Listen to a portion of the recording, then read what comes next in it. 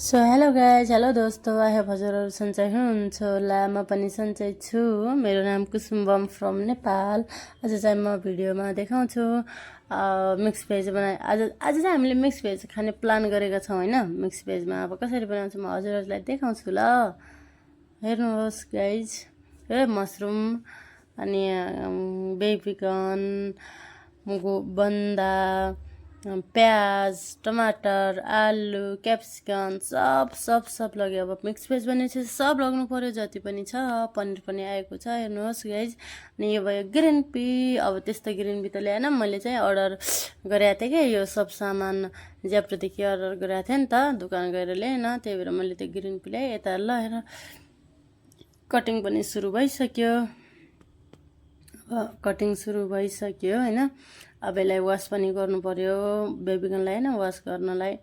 मैले वास पनि गरिसकेँ। यताबाट अब छिटो हुन्छ नि त काम गर्नलाई, त्यही भएर यो प्यान पनि चढाइसकेँ। तेल गरम गर्नलाई तेल पनि तात्छ, एउटाबाट तेल तात्छ, एउटाबाट कटिङ हुन्छ, एउटाबाट वास गर्छु, छिटो हुन्छ नि त। त्यही भएर गरेँ। अब चाहिँ सबलाई वास पनि गर्नु पर्यो होइन गाइज। मैले चाहिँ तेल चढाइसकेँ। अब पालो रहेको छ,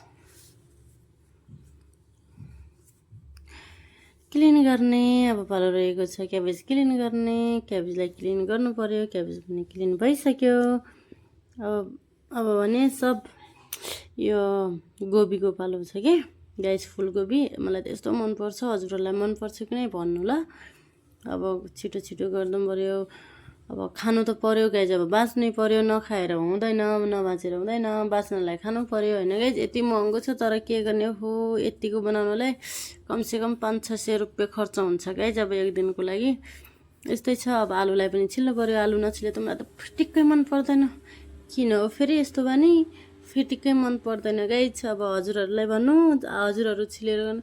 अब यतापट्टि हेर्नु त, तेल पनि गरम भइसक्यो। कस्तो न कस्तो भएको छ तेल गरम भएर। अब मैले चाहिँ फर्स्ट मसरुमलाई फ्राई गरेँ होइन। मैले गल्ती नै यही गरेँ गाइस। पछि त यति कालो भएको थियो, ब्ल्याक जस्तो भएर के गर्ने, मैले त गल्ती गरेछु भन्ने पछि पस्ताएको छु होइन।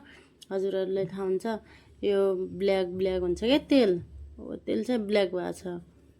नत्र अरू त यस्तो टेस्ट आएको थियो खानामा त बोल्दाखेरि नि मेरो त मुखमा पानी आइरहेछ भने के गर्ने। केही गरे सिद्धि छैन हो गाइज। अब आफ्नो त बानी यस्तै छ, बोल्दा पनि पानी आइहाल्छ भने त्यो खानाको देखेर। ल हेर्नु, मसरुम पनि फ्राई भइसक्यो। मसरुम फ्राई भएर अब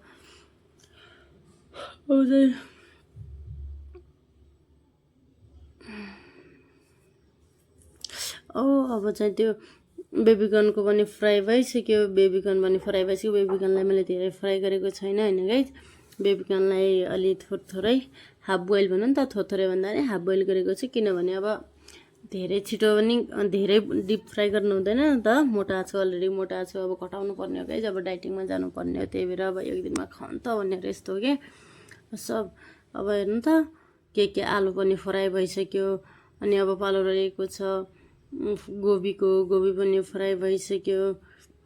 ल हेर्नु त कति राम्रो देखिएको छ। ओहो माई गड, खाउँ जस्तो लागिहाल्यो त हो अहिले यसो। ल हेर्नु, क्याप्सिकम पनि फ्राई भइसक्यो। क्याप्सिकमलाई पनि फ्राई गरिसकेँ। ल हेर्नु, क्याप्सिकमलाई पनि। अनि गाइज मैले चाहिँ मिस्टेक के गरेको थिएँ भने योलाई पनि फ्राई गरिदिएँ, यो ग्रिन पीलाई पनि फ्राई गरिदिएँ। अब सब फ्राई गरेर लास्टमा चाहिँ मैले ग्रिन पी फ्राई गरेको थिएँ। मसरुम सब त्यो फ्राई गरेर, अनि पनिर पनि फ्राई गरेँ। अब खाने पालो आइसक्यो। खाँदाखेरि त ओहो मलाई त यस्तो कति छिटो हाल्छु र कति छिटो खान्छु भने जस्तो भएको थियो कि यति मिठो भएको थियो गाइज। हजुरहरू पनि खानु होइन। अगर हजुरहरूलाई रेसिपी चाहियो भने चाहिँ कमेन्टमा भन्नु, म रेसिपी सायद नेक्स्ट टाइम आउँछु रेसिपीलाई।